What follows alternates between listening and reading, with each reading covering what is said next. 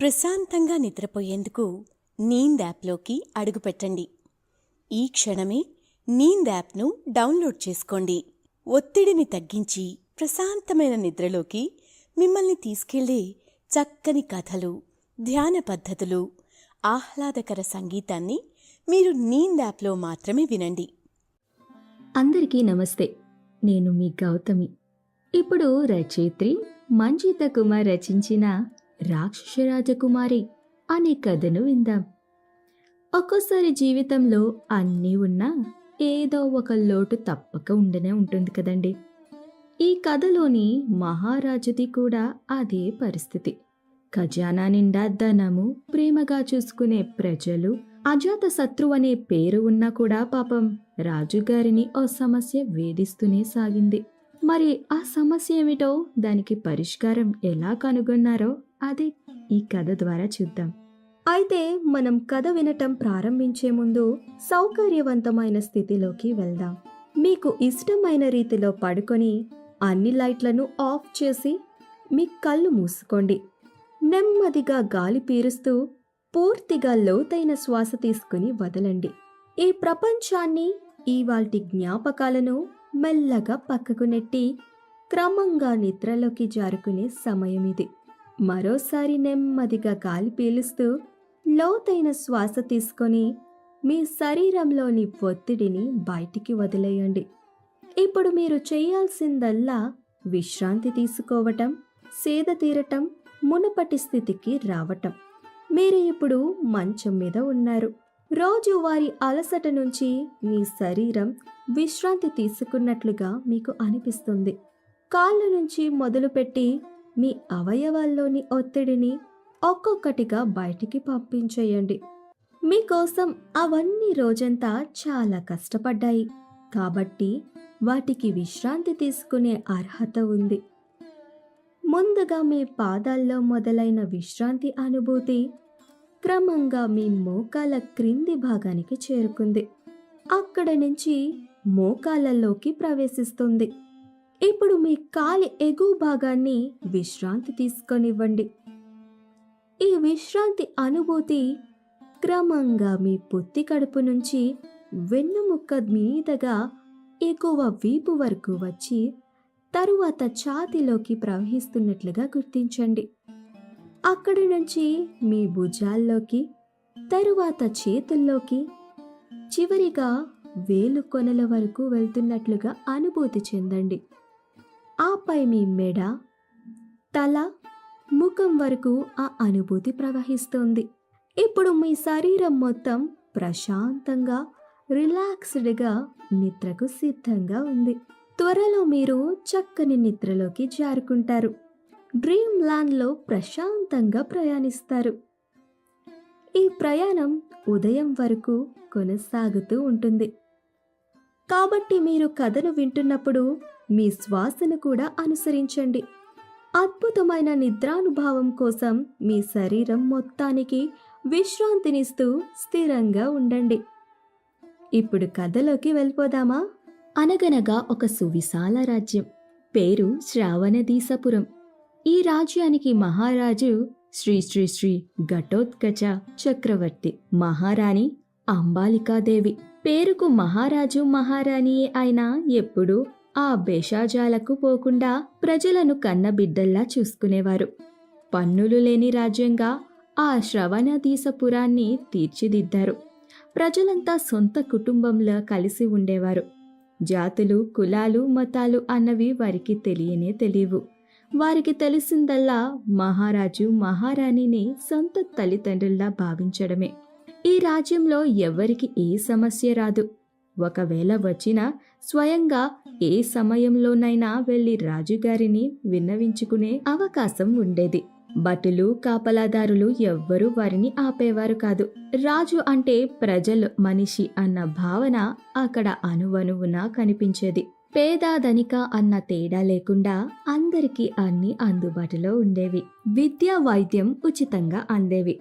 వివాహాలకు కట్నాలు గాని, కన్యా శుల్కాలు గాని ఉండకపోయేవి. ప్రతి వివాహానికి మహారాజు దంపతులు హాజరై వధూవరులను దీవించేవారు.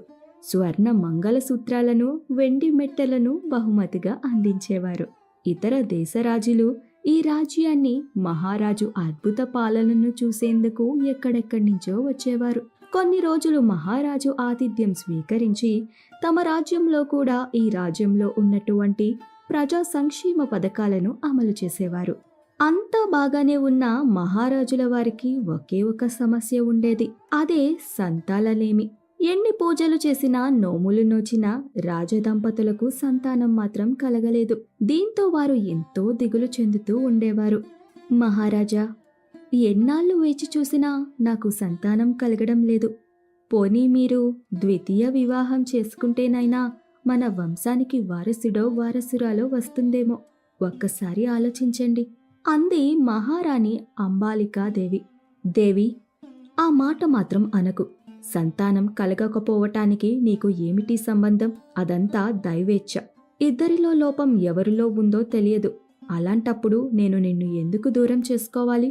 నా మీద ఏమాత్రం ప్రేమ ఉన్నా మరోమారు ఆ మాట అనకండి అని మహారాజు ఘటోత్కచుడు భార్యను ఆలింగనం చేసుకున్నాడు. క్షమించండి మహారాజా, మీ మనసు నాకు తెలియంది కాదు. నాకు తప్ప మీ హృదయంలో మరెవ్వరికి చోటు లేదని కూడా నాకు ఎరికే. కానీ సంతానం లేకపోతే మన రాజ్యానికి వారసులు ఎలా? మనకు తలకొరివి ఎవరు పెడతారు అంటూ వాపోయింది మహారాణి. ఆ బాధ నాకు లేదా ప్రియా? కానీ మన చేతుల్లో ఏముంది? ఆ పైవాడి చల్లని చూపు మనపై ప్రసరిస్తే సంతానం కలగడం ఎంతసేపు చెప్పు? అంతవరకు వేచి చూద్దాం అన్నాడు మహారాజు. అలా కాసేపు అంతరంగిక తోటలో మల్లెల, సింపంగిల సువాసనల మధ్య కూర్చుని వెన్నెలను ఆస్వాదిస్తూ మాట్లాడుకోసాగారు మహారాజు, మహారాణి. చాలాసేపటి తరువాత తమ మందిరానికి వెళ్లి శయనించారు. రోజులు గడిచిపోతున్నాయి. కాలాలు వాటి పని అవి చేసుకుంటూ మారుతున్నాయి. కాని రాజు రాణి జీవితంలో సంతానం మాత్రం కలగలేదు. ఓ రోజు అనూహ్య రీతిలో రాజ్యం మొత్తం వరదలు వచ్చాయి. ప్రజలంతా బీతిల్లసాగారు. అలా ఎడతెరపలేని వర్షాలు 13 రోజులు పట్టాయి. రాజ్యమంతా అల్లకల్లోలమైపోయింది. అంటురోగాలు ప్రబల్లాయి. ఇళ్లన్నీ కూలిపోయాయి. పశువులు, మేకలు, కోళ్లు కొట్టుకుపోయాయి. చిన్నారులు, వృద్ధులు అనారోగ్యం పాలయ్యారు. దీంతో మహారాజుకి ఊపిరి సలపనంతా పనయింది. ప్రజలందరి యోగక్షేమాలు స్వయంగా చూడసాగాడు. పడవల్లో ప్రతి గ్రామానికి వెళ్తూ ప్రజలకు కావలసిన నిత్యావసర వస్తువులను, ఇంటికి కావాల్సిన సామాగ్రిని అందించసాగారు.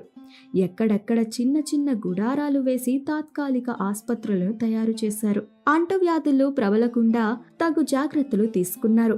పంటలు నాశనమైన రైతులకు ఆర్థిక సాయం అందించడం, ఇల్లు కూలిన వారిని నూతన గృహాలు నిర్మించి ఇవ్వడం, ఇలా రాజుగారు నిత్యం ప్రజలతోని గడపసాగారు. ఒకరోజు అలా ఒక చోట నిలిచి ఏదో ఆలోచిస్తుండగా ఆయనకో శబ్దం వినిపించింది. ఇక్కడ ఏమిటి అలికిడి అనుకుంటూ మహారాజు 2 అడుగులు వేయగా ఒక చిన్నారి ఏడుస్తూ కనిపించింది. ఆమె మెడలో ఒక మణి ఉంది. వెంటనే రాజు ఆ పాపను ఎత్తుకుని సైనికులను పిలిచాడు. భటులారా, ఈ చిన్నారి ఎవరో కనుక్కోండి.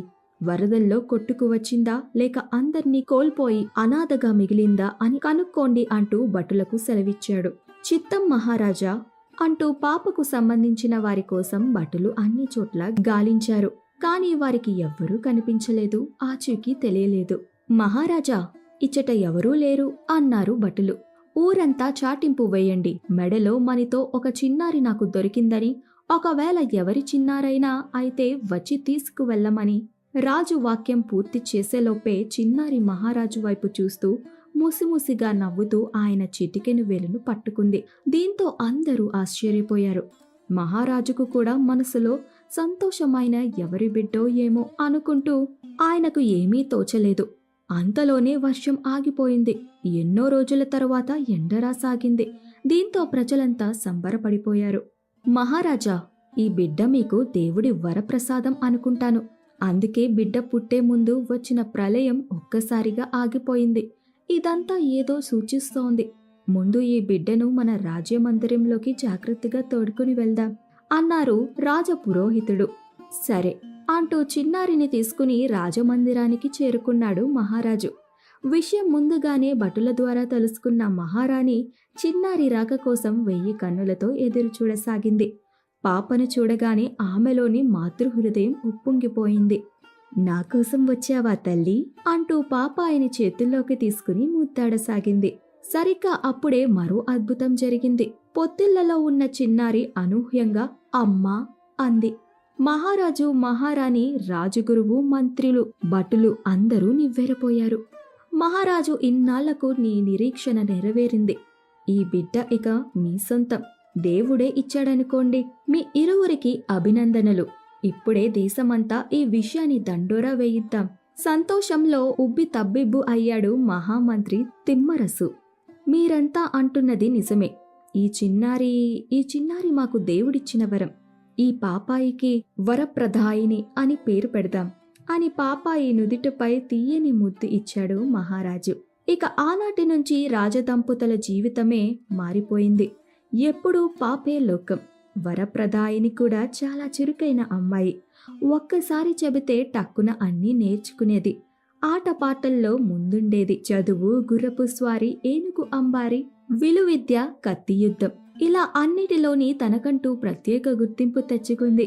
తండ్రితో పాటే రాజ్యంలో పర్యటిస్తూ ప్రజల కష్టసుఖాల్లో తెలుసుకునేది. వారికి తండ్రి కన్నా ముందే తాను అండగా ఉన్నానంటూ వాగ్దానం చేసేది. ఇది చూసి రాజుగారు తెగ మురిసిపోయేవారు. నాకు కొడుకైనా కూతురైనా నువ్వే. నీలో ప్రజలపై ఉన్న ప్రేమను చూస్తే హృదయం పొంగిపోతోంది తల్లి. నువ్వే నా రాజ్యానికి వారసురాలివి. త్వరలోనే నీకు పట్టాభిషేకం అన్నాడు మహారాజు ఎంతో సంతోషంగా. నిజమా? మంచి నిర్ణయమండి. నాకెంత ఆనందంగా ఉందో చెప్పలేను అని కూతుర్ని చూస్తూ మురిసిపోయింది మహారాణి. నాకెందుకు నాన్న ఈ రాజ్యం? మీ ప్రేమ, ప్రజల అభిమానం ఉంటే చాలు నాకు అని తీయగా పలికిన కూతురుని చూసి తెగ మెచ్చుకున్నారు తల్లిదండ్రులు. మరోపక్క ప్రజలకు కూడా వరప్రదాయిని అంటే ప్రాణం. ఎప్పుడన్నా హాయిగా ఎవరింటికైనా వెళ్ళి హాయిగా తిని స్నేహంగా బహుమతులు ఇస్తూ ప్రేమగా వారితో మాట్లాడి వచ్చేది. ఆమెను ప్రతి ఒక్కరూ సొంత కూతురిలా చూసుకునేవారు. అలా వరప్రదాయిని యుక్త వయసులోకి వచ్చింది. ఒకరోజు అనుకోని సంఘటన జరిగింది. మహారాజా, మన రాజ్యంలోకి 2 రోజుల క్రితం ఒక రాక్షసి ప్రవేశించింది. ఎక్కడి నుంచి ఎలా వస్తుందో తెలియదట. గాని ఒక్కసారి వస్తే మాత్రం 10 మందిని పీక్కు తింటోంది. ప్రజలు భయాందోళనలో ఉన్నారు. దయచేసి మీరే రక్షించాలి అని భటులు విన్నపించారు. మన రాజ్యంలోకి రాక్షసి రావడమా? అసంభవమే. మన రాజ్యం చుట్టూ రక్షణ రేఖ ఉంది. బయట వారెవ్వరూ ప్రవేశించజాలరు. అలాంటిది మన రాజ్యంలో రాక్షస? నమ్మలేకున్నానే అన్నాడు మహారాజు. మహారాజా, భారీ వరదలకు ఆ రేఖ ఏమన్నా చెదిరిపోయి ఉంటుందా? అనుమానం వ్యక్తం చేసింది మహారాణి. హతవిధి, అంతే అయ్యుంటుంది అన్నాడు మహారాజు. మహారాజా, బయట నుంచి వచ్చే ఆస్కారం లేదు కాబట్టి నాకెందుకో అనుమానంగా ఉంది.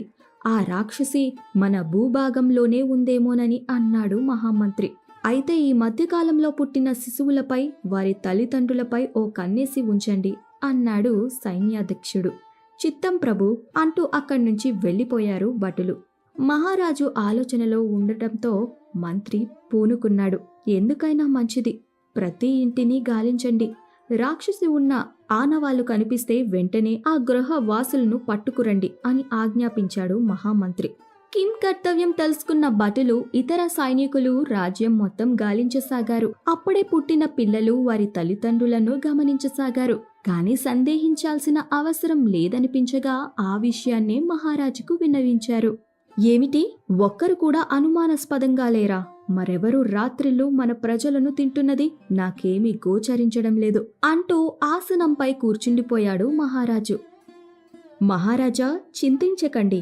ఈ పని చేస్తున్నది ఎవరో త్వరలోనే తెలుస్తుందిలేండి అని రాజగురువు మహారాజుతో అన్నాడు. కాని మహారాజుకు ప్రజల కష్టం తలుచుకుని బాధేసింది. బిక్కుమంటూ ఎలా వారు బ్రతకగలరు, ప్రశాంతంగా ఎలా నిదురించగలరు అనుకున్నాడు. రోజులానే ఆ రోజు కూడా రాత్రయ్యింది. తెల్లవారు ఏ వార్త వినవలసి వస్తుందోనని రాజు బెంగపెట్టుకున్నాడు. రాత్రుళ్ళు చాలాసేపు అలా ఆలోచిస్తూ తెల్లవారుజామున నిద్రించాడు. మహారాజా అన్న మహారాణి గావు కేకలకు టక్కున లేచాడు మహారాజు. ఏమైంది దేవి, ఏమైంది? మళ్ళీ ఆ రాక్షసి వచ్చిందా ఏమిటి? భయంగా అడిగాడు మహారాజు. అవును మహారాజా, అయితే ఈసారి మన భవనంలోకి వచ్చేసింది. దాదాపు 10 మంది భటులను మింగేసింది. ఆ ఎముకలను పారేసింది అంటూ వణుకుతూ చెప్పసాగింది మహారాణి. ఏమిటి మీరంటున్నది అంటూ మహారాజు పరుగు పరుగున బయటికి వెళ్లి చూశాడు. గుట్టలు గుట్టలుగా పోసిన భటుల ఎముకలు, రక్తపు చారలు, ఆ జుగుప్సారక దృశ్యాన్ని చూసి మహారాజుకు కంటనీరు ఆగలేదు. నన్ను నమ్మిన భటులకు, దేశ ప్రజలకు నేను రక్షణ ఇవ్వలేకపోతున్నాను. హతవిధి, ఎటువంటి దుస్థితి దాపరించింది అంటూ ఆవేదన చెందాడు మహారాజు. మహారాజా, పరిస్థితి విషమించకముందే మనం ఏదైనా నిర్ణయం తీసుకోవాలి. నిన్నటి వరకు ప్రజలపై పడ్డ రాక్షసి ఇప్పుడు ఏకంగా రాజభవనంలోకే వచ్చేసింది. అంటే మీకు ప్రమాదం పొంచి ఉంది. ముందు పహారాను పెంచాలి. ఎవరిని నమ్మలేము. మీరంతా ఒకే గదిలో నిద్రిస్తే ఎవరిని రానివ్వకుండా చూసుకుంటాము అన్నాడు మంత్రి. మరి ప్రజల సంగతేమిటి అని అడిగాడు మహారాజు. రాక్షసి దొరికే వరకు ప్రాణహాని తప్పదు. ఎవరి రాత ఎలా రాసుందో కదా అన్నాడు రాజగురువు. సరే అంటూ మహారాజు స్నానాది కార్యక్రమాలు పూర్తి చేసుకుని పూజలో కూర్చున్నాడు. మహాదేవా, ఎలాగైనా ఆ రాక్షసి ఎవరో తెలిసేలా చేయి స్వామి. నా ప్రజలను, మా రాజ్యాన్ని ఆ రాక్షసి నుండి కాపాడాలి అంటూ పూజ ముగించాడు. రాత్రి అయ్యింది. ఎవరికీ కంటిపై కునుకు రాలేదు. ముఖ్యంగా సైన్యాధీక్షుడు 1000 కళ్ళతో రాక్షసి కోసం పహారా కాస్తున్నాడు. మహారాజు, మహారాణి, యువరాణి ఒకే మందిరంలో నిద్రించసాగారు. మధ్యరాత్రి చిన్న అలకడి వినిపించింది. మహారాణి కళ్ళు తెరిచి చూడగా యువరాణి లేచి నిలబడి ఉంది. అనుకోకుండా ఆమె ఉన్న పలంగా పెరుగుతూ ఒక రాక్షసిగా మారిపోయింది. మహారాణి భయంతో వణికిపోసాగింది. పక్కనే ఉన్న మహారాజును నిద్రలేపింది. మహారాజు కూడా తమ పుత్రిక రాక్షసిలా మారడం చూసి నివ్వెరపోయాడు. వీళ్ళిద్దరూ లేచిన శబ్దం వినగానే రాక్షసి వీరి వైపుకు రాసాగింది. ఇవాళ మహారాజు మహారాణిల కమ్మటి భోజనం ఆరగిస్తాను అంటూ ముందుకు రాసాగింది రాక్షసి. వెంటనే మహారాజు పక్కనే ఉన్న గంటను మోగించాడు. ఆగ మేఘాల మీద తలుపులు తెరుచుకున్నాయి. వందలాది మంది సైనికులు, సైన్యాధీక్షుడు పరుగు పరుగున వచ్చి రాక్షసిపై బాణాలు వదలసాగారు. ఆగండి, ఆగండి, అది రాక్షసి కాదు, యువరాణి అంటూ ఏడవసాగింది మహారాణి. ఏంటి, యువరాణినా? ఆశ్చర్యపోతూ రువ్వున కత్తిని వెనక్కి తీశాడు సైన్యాధీక్షుడు. అవును, యువరాణి రాక్షసులా మారడం నేను కూడా చూశాను అన్నాడు మహారాజు. ఇంతలో రాక్షసి కిటికీ గుండా కిందకి దూకి ఎటో వెళ్లిపోయింది. బహుశా ప్రజలను తినడానికి వెళ్ళినట్టుంది మహారాజా, తల దించుకుని అన్నాడు సైన్యాధీక్షుడు. ఇంతలో ఈ విషయాన్ని భటుల ద్వారా తెలుసుకున్న మహామంత్రి, రాజగురువు భయభ్రాంతులకు గురయ్యారు. హుటాహుటన అక్కడికి చేరుకున్నారు. మహారాజా, ఏంటి ఇదంతా నిజమేనా? మన గాయాల పట్టి రాక్షసిగా మారిందా? మీరు చూసారా? మిమ్మల్ని తినేందుకు ముందుకు వచ్చిందా? ఆశ్చర్యంగా ఉంది అన్నాడు మహామంత్రి. మీ అందరికీ గుర్తుందా? ఈ చిన్నారి పుట్టినప్పుడు ఎన్నడూ లేనట్టుగా భారీ వరదలు వచ్చాయి. మన రాజ్యమంతా సర్వనాశనమయ్యింది. కానీ వాటిని మనం సంకేతంగా తీసుకోలేదు. పైగా కనిపించిన చిన్నారి ఎవరో ఏమిటో తెలియకుండానే పెంచసాగాము. ఇప్పుడు ఇలా జరుగుతుందని అనుకోలేదు అని గుర్తు చేసుకున్నాడు రాజగురువు. ప్రస్తుతం ఏం చేద్దామో అది చెప్పండి. కూతుర్ను రాక్షసులా చూసిన యువరాణి మనసు ముళ్ళు గుచ్చుకున్నట్లుగా ఉంది. నాకు తెలిసి కడుపు నిండాక యువరాణి మళ్ళీ మామూలు స్థితికి వస్తుందనుకుంటాను. అప్పటి వరకు ఎంతమంది అమాయకులు బలవ్వాలో ఆవేదనగా అన్నాడు మహారాజు. ఈ సమస్యకు పరిష్కారమై లేదా? గారాబంగా పెంచిన బిడ్డను ఎలా మట్టిపాలు చేస్తారు అంటూ ఏడవసాగింది మహారాణి. ప్రజల క్షేమం కోసం ఏదన్నా చేయడం రాజవంశీయులుగా మన కర్తవ్యం. ఇలా రోజూ మన కూతురు రాజ్యంపై పడి అందర్నీ వధిస్తుంటే చూస్తూ ఊరుకోగలమా? ఆకలికి తాళలేక రేపు నిన్ను నన్ను కూడా తినేస్తుంది. ఆ తర్వాత ఏం చేస్తావు? కర్తవ్య బోధ చేశాడు మహారాజు. మీరన్నది అక్షర సత్యం మహారాజా. కాని రాక్షసిని బంధించేదెలా? ఈ గండం నుంచి గట్టెక్కేదెలా అని రాజగురువు ఆలోచించసాగాడు. ఇంతలో రాక్షసి వచ్చింది. నోటికి రక్తంతో ఏదో నములుతూ మెల్లగా తన గదిలోకి వెళ్ళింది. ఆ తరువాత మహారాణి ధైర్యం చేసి వెళ్లి చూడగా యువరాణిలా మారిపోయింది. ఏవండి, మళ్ళీ యువరాణిలా మారిపోయిందండి. ఇన్నాళ్ళు ఒక రాక్షసిని పోషించామా? నమ్మలేకపోతున్నాను. ఏదన్నా చెయ్యండి అంటూ భర్తను ప్రాధేయపడింది మహారాణి. ఈ రాత్రి యువరాణిని కనిపెడదాము. ఆమె ఎందుకు రాక్షసులో మారుతుందో, ఏం చేస్తే ఆ రాక్షసు బారి నుంచి బయటపడగలమో తెలుసుకుందాము. ఆ తరువాత సరైన నిర్ణయం తీసుకుందాము అన్నాడు మహారాజు. చక్కగా సెలవిచ్చారు మహారాజా అన్నాడు మహామంత్రి. కాసేపటికి నిద్రలేచిన యువరాణి వీరి వద్దకు వచ్చింది. ఏంటి అందరూ ఇక్కడే ఉన్నారు? అది ఇంత ఉదయం పూట? ఓ, ఆ రాక్షసి సృష్టిస్తున్న రక్తపాతం గురించా? ఇంతకీ ఆమె జాడ తెలిసిందా? ఎందుకిలా చేస్తుందో గుర్తించారా? ఏంటి ఎవరూ మాట్లాడట్లేదు అని అందర్నీ పలకరించింది యువరాణి. ఎవరికీ నోటమాట రాలేదు. అందరూ యువరాణిని అలా చూస్తూనే ఉండిపోయారు. ఇంతలో చెలికత్త వచ్చి యువరాణి జలకాలాటకు వేలయిందని చెప్పగానే యువరాణి ఆమె వెంట బయలుదేరింది. అంటే యువరాణి ప్రమేయం లేకుండానే రాక్షసి ఆమెలోకి ప్రవేశిస్తుందన్నమాట. పాపం, అనవసరంగా యువరాణిని అనుమానించాము అన్నాడు రాజగురువు. 1-2 రోజులు యువరాణిని బాగా పరిశీలించి ఆ తర్వాత ఏం చేయాలో ఆలోచిస్తే మంచిది అన్నాడు రాజు. అందరూ సమ్మతించారు. కాని మహారాణి మాత్రం తన గారాల తల్లిని ఎలాగైనా కాపాడాలని కోరింది. ఆ రోజు రాత్రయింది. అందరూ యువరాణి గది బయట కాపు కాస్తున్నారు. ఇంతలో ఏదో అలికిడి. యువరాణి లేచి కూర్చుంది. యాంత్రికంగా ఆమె పనులు చేయసాగింది. లేస్తూనే ఆకలి ఆకలి అని అరవసాగింది. ఆ తరువాత కాసేపటికి మెల్లగా ఆమె దేహం రాక్షసిలా మారిపోసాగింది. గది కిటికీ గుండా బయటికి దూకింది. ఆ తరువాత రక్తసిక్తమైన చేతులతో తిరిగి వచ్చింది. ఆ గదిలో హాయిగా పడుకుంది. ఇప్పుడు అందరూ ఒక నిర్ధారణకు వచ్చారు. అంటే యువరాణి రాక్షసి కాదు, ఆమె శరీరంలోకి రాక్షసి ప్రవేశిస్తోంది. ఎలాగైనా ఆ రాక్షసిని మట్టిబెట్టాలి. కాని ఎలా ఎలా అని యోచించసాగారు. మహారాజా, యువరాణి దొరికినప్పుడు ఆమె మెడలో ఒక మణిరత్నం ఉండేది కదా, ఆ మణిని ఇప్పుడు ఆమె ఎందుకు ధరించడం లేదు? బహుశా ఆ మణికి యువరాణికి ఏమన్నా సంబంధం ఉందేమో అన్నాడు సైన్యాధ్యక్షుడు. యువరాణి యుక్త వయసు వచ్చినప్పుడు ఆ మణిని తీశాను, కానీ ఎక్కడ పెట్టానో తెలీదు. అది కనిపించడం లేదు. చెలికత్తలు మొత్తం గాలించినా దొరకలేదు. ఆ రాక్షసి అందువల్లే యువరాణిని పట్టుకుందా? నివ్వెరబోయింది మహారాణి. నాక్కూడా అదే అనిపిస్తుంది మహారాజా. ఇక ఆ మణిని వెతకడమే మన పని అన్నాడు మహామంత్రి. అంతే, ఆ క్షణం నుంచి రాజభవనం అణువణువున మణి కోసం వెతుకులాట మొదలయింది. చిన్న చోటును కూడా వదలకుండా భటులు చెలికత్తెలు మణి కోసం వెతకసాగారు. ఉదయం యువరాణి కూడా మణి కోసం వెతికేది. ఆమెకు రాక్షసిగా మారుతున్న విషయమే తెలియదు మరి. అలా వెతుకుతూ వెతుకుతూ 5 రోజులు గడిచిపోయాయి. సరిగ్గా 6వ రోజు యువరాణి తన శిరోజాల కోసం నూనెను సిద్ధం చేయమని చెలికత్తెలకు చెప్పింది. వారు ఒక పేటికను తెరవబోగా అది చేజారి కింద పడింది. సరిగ్గా అందులో నుంచే మణి బయటపడింది. మాతా మాతా, మణి దొరికింది. తండ్రిగారు, ఇదిగోండి మణి అని ఎంతో సంతోషంగా తల్లిదండ్రులకు మణిని చూపించింది యువరాణి. ఒక్కసారి ఇటు ఇవ్వండి యువరాణి అంటూ సైన్యాధ్యక్షుడు మణిని చేతుల్లోకి తీసుకుని పరికించసాగాడు. అప్పుడే ఆ మణికి 2 భాగాలు కనిపించాయి. వెంటనే వాటిని తెరవగా అందులో నుంచి ఒక అదృశ్యవాణి వినిపించింది. నేను ఈ చిన్నారి తల్లిని, పాపకు రక్షగా ఈ మణిని ఆమె మెడలో వేశాను. రాక్షసుకి బలైపోయాను. ఈ మణిని మీరు తెరిచారంటే పాపాయిని రాక్షసి పట్టుకుందని అర్థమవుతోంది. దీనికి ఒక్కటే మార్గం. పాపాయితో మహాచండికా యాగం చేయించాలి.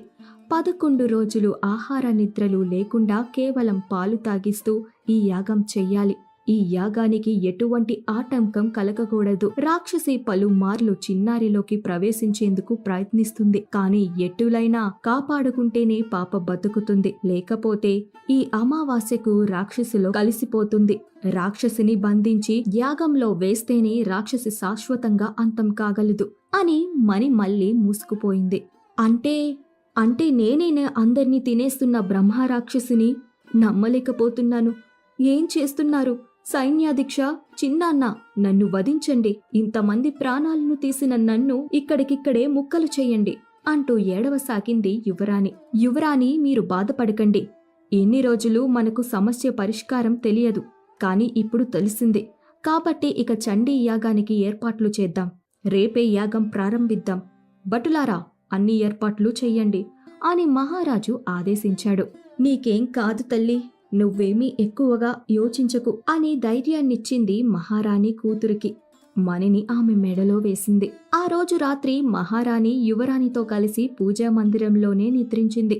మణి కూడా మెడలో ఉండడంతో రాక్షసి యువరాణిని చేరుకోలేకపోయింది. మరుసటి రోజు ఉదయమే మహాచండీ యాగం మొదలైంది. ఎంతో నిష్ఠగా వరప్రదాయిని పూజలలో కూర్చుంది. మధ్య మధ్యలో రాక్షసి ఆమెను ఇబ్బందులకు గురిచేసినా పట్టించుకోలేదు. ఓసి పిచ్చిపిల్ల, నాతో వచ్చే, రోజూ రుచికరమైన మనుషులను ఆరగించొచ్చు అంటూ రాక్షసి వరప్రదాయిని చెవిలో రొదపెట్టసాగింది. మీ అమ్మా నాన్నను మింగేయమంటావా? నీ రాజ్యాన్ని ముక్కలు ముక్కలు చేసి నోట్లో వేసేయమంటావా? వద్దంటే వెంటనే ఈ యాగాన్ని ఆపేయ్ అని బెదిరించసాగింది. ఓహో, నీకు తెలియదు కదా, నువ్వు ఈ రాజురానికి జన్మించలేదు, మహారాజుకు దొరికావు.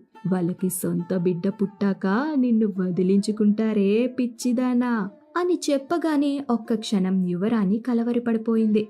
ఇది గమనించిన మహారాణి నిష్టగా పూజ చేయి తల్లి, ఆ చండీమాత నిన్ను కాపాడుతుంది అని గట్టిగా అరిచింది. వెంటనే వరప్రదాయిని తన దృష్టినంతా యాగంపైనే పెట్టింది. ఇదిగో చూడు, మీ అమ్మ పీక కొరికేస్తున్నా, ఇటు చూడు, మీ నాన్నని నమిలేస్తున్నా వరప్రదాయిని భయపెట్టసాగింది. కాని అమ్మవారి అండ, కన్నవారు, తన బాగుకోరువారు ఎంతమంది ఉండగా తనకేమీ కాదని నిర్ధారణకు వచ్చింది యువరాణి.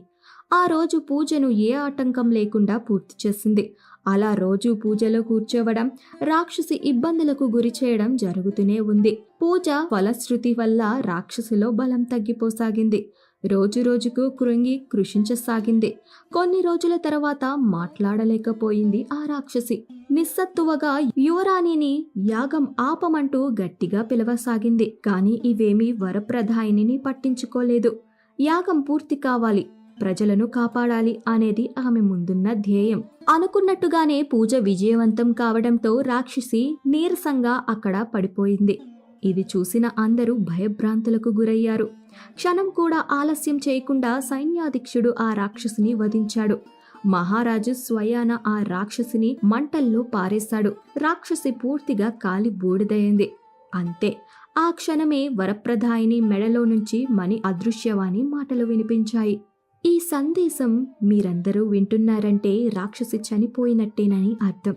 చాలా సంతోషం. ఈ రాక్షసి నా భర్త ప్రాణాలను హరించింది. నేను నెలల గర్భిణిగా ఉన్నానని గుర్తించి నా పాపను కూడా ఇవ్వమని బలవంత పెట్టింది. చండికామాత దయతో పారిపోయిన నేను ఈ రాజ్యానికి చేరుకున్నాను. పాపకు సందేశమిస్తూ ఈ మణిలో కొంత సమాచారాన్ని నిక్షిప్తం చేశాను. పాపను మహారాజు దగ్గర వదిలి వెళ్ళిపోయాను. కాని రాక్షసి కడుపుకు కానుకయ్యాను. నేను చనిపోయినా నా కూతురు బ్రతికి ఉన్నందుకు చాలా సంతోషంగా ఉంది. నా బిడ్డను మీ బిడ్డలా చూసుకున్న మీ అందరికీ ధన్యవాదాలు. ఇక ఈ జన్మకు సెలవు అంటూ మణి మాయమైపోయింది. నేను మీ కూతుర్ని కాదా? బాధగా అడిగింది వరప్రదాయిని. నువ్వెప్పుడు మా పంచ ప్రాణాలివే తల్లి అంటూ ఆమెను దగ్గరకు తీసుకున్నారు మహారాజా, మహారాణి. రాక్షసి మరణంతో అందరూ తెగ సంతోషించారు. ఊరంతా దీపాలను వెలిగించి పండుగ చేసుకున్నారు. మహారాజుకు జయహో, మహారాణికి జయహో అంటూ మిన్నంటేలా నినాదాలు చేశారు. ఆ తరువాత కొన్ని రోజులకు యువరానికి పట్టాభిషేకం నిర్వహించారు. ఇక శుభం. ఈ కథను విన్నారుగా. ఒక్కోసారి పెద్ద పెద్ద సమస్యలు మనకు ఎదురైనా భయపడకుండా ఎదురెళ్లాలనేదే ఈ కథ సారాంశం. ఇక సెలవా మరి. ధన్యవాదాలు. శుభరాత్రి. ప్రశాంతంగా నిద్రపోయేందుకు నీంద్ యాప్లోకి అడుగుపెట్టండి. ఈ క్షణమే నీంద్ యాప్ను డౌన్లోడ్ చేసుకోండి. ఒత్తిడిని తగ్గించి ప్రశాంతమైన నిద్రలోకి మిమ్మల్ని తీసుకెళ్లే చక్కని కథలు, ధ్యాన పద్ధతులు, ఆహ్లాదకర సంగీతాన్ని మీరు నీంద్ యాప్లో మాత్రమే వినండి.